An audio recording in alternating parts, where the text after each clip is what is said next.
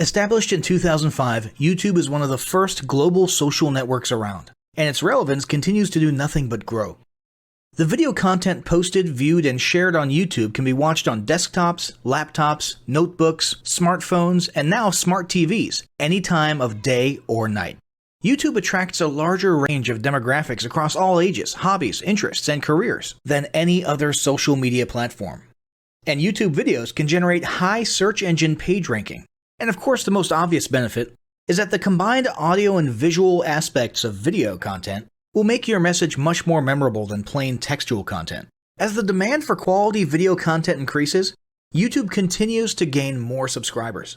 Let's have a closer look at the statistics to gain a better idea of the benefits of creating an organic video marketing strategy. Worldwide, YouTube has over 1 billion users. Yes, a billion. And a whopping 30 million of them watch videos every day.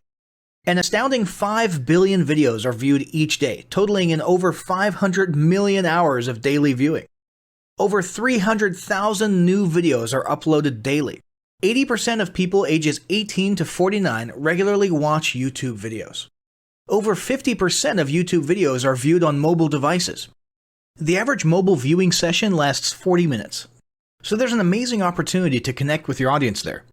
38% of users are female and 62% are male. So clearly the general stats and demographics are there. And by themselves, they justify using YouTube as a marketing channel. But the marketing-related stats are even more compelling. Today, around 87% of online marketers use video content. 1/3 of all online activity is watching videos. 92% of mobile video viewers share the content that they watch. And when given the choice, 59% of executives will choose video content over written articles. Video drives a 157% increase in organic traffic from search engine result pages, or SERPs. The click-through rate of email with videos is 96% higher.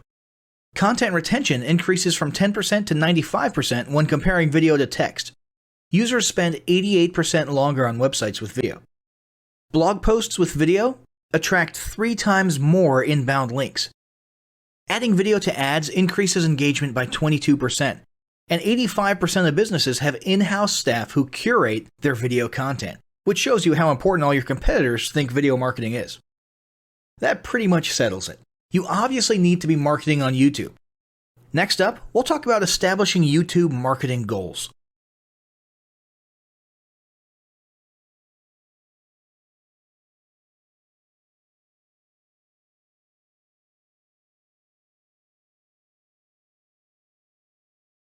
Establishing marketing goals is critical to the success of your YouTube marketing. Countless entrepreneurs and businesses have set up a YouTube presence, made a few posts, and then let it sit untouched for months or even years. This is usually due to a lack or an absence of goals. So, before you even begin establishing any sort of YouTube presence or strategy, you need to establish clear marketing goals. Your goals should be specific, measurable, and attainable. They can be long-term, short-term, or a mix of both. Deadlines and milestones can be helpful as well. I want to increase my social following would be an example of a bad goal that will likely result in your marketing efforts petering out for a while because there's no specific milestones. I want to gain 1,000 likes by Christmas is an example of a good goal. It's specific, measurable, and certainly attainable. Below are some examples of the various goal categories you might be interested in. First up, there's traffic to websites. And here we're talking about sales, leads, or just content marketing. Probably one of the most popular goals of YouTube marketing is to funnel your YouTube traffic back to your own web properties. After all, most businesses don't do business on YouTube per se.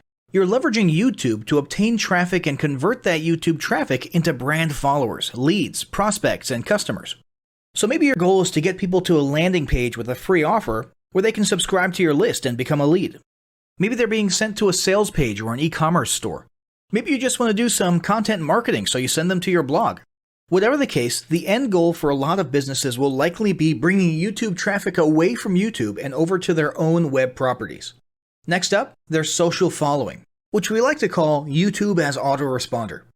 In this goal category, your aim is to build a large number of followers, and the reason we also refer to this as YouTube as autoresponder is because the main sought-after benefit here is to increase the number of people who will see your uploads in their feeds. In this sense, your YouTube posts become similar to sending out email broadcasts via your autoresponder. If you grow a large enough community, this can be very beneficial, and if your content is engaging enough to get a lot of traction in the form of likes, comments, subscribes, and shares, you can significantly increase the range of your organic reach into people's feeds. Next, there's passive presence. Some businesses might have purely passive goals. Simply being present and discoverable inside of YouTube is a benefit that has wider appeal and greater utility than you may think. In many cases, a company's YouTube presence might supersede or at least augment what was once the role of a blog, assuming most of your content can be conveyed in the form of videos or attached to videos. When people come across this content of yours and they look at your channel, they can see some basic info about your brand or business, and you can get some traffic to your website. The same approach can also be used for events, communities, and brands. After that, there's brand awareness. Another goal that's less thought about might be spreading brand awareness and recognition. If you're just starting out, there's a good chance your brand might be in need of a jump start. If nobody's ever heard of you, a great way to increase recognition is to simply create and share unique, helpful, or entertaining content and get your name, logo, and overall brand identity in front of as many people as possible as many times as possible.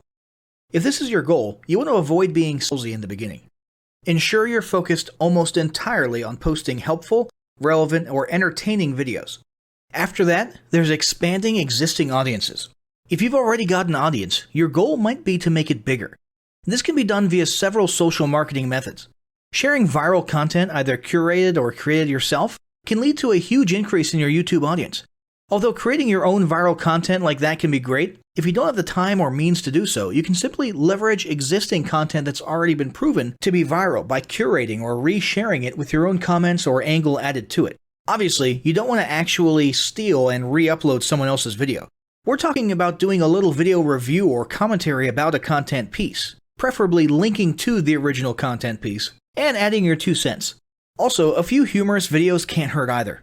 Other ways to expand existing audiences can include contests, sweepstakes, and gamification. Assuming your offers or prizes are compelling enough, incentivized sharing, liking, and subscribing can be very effective. Just ensure your methods are permitted by YouTube's terms of service. Enhancing or repairing public relations. Do you want to set your company apart in the public eye? Do you want to associate your brand with feelings of goodwill and community involvement? Was your business recently involved in a controversial incident that requires damage control? It doesn't take a humiliating public catastrophe to make PR enhancement a good idea. This is a goal that any business can engage in. Non-sales related campaigns can include videos that foster positive values and goodwill, or even involvement in social movements, or noble causes. On the social movement side of things, be careful not to alienate half your prospects, though. Did your business recently donate to a charity? Build a school in a third world country? Serve food at a local pantry? These are all great things to post about. If not, then they don't necessarily need to be about things that you and your business participated in specifically. They can be content about general things, like a heartwarming video about helping the poor or caring for the elderly.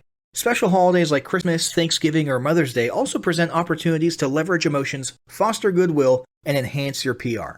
Next, there's market research. A hugely beneficial goal of YouTube marketing is market research. If you're just starting your business or going down a new path, YouTube can be an excellent place to learn more about your audience and your market.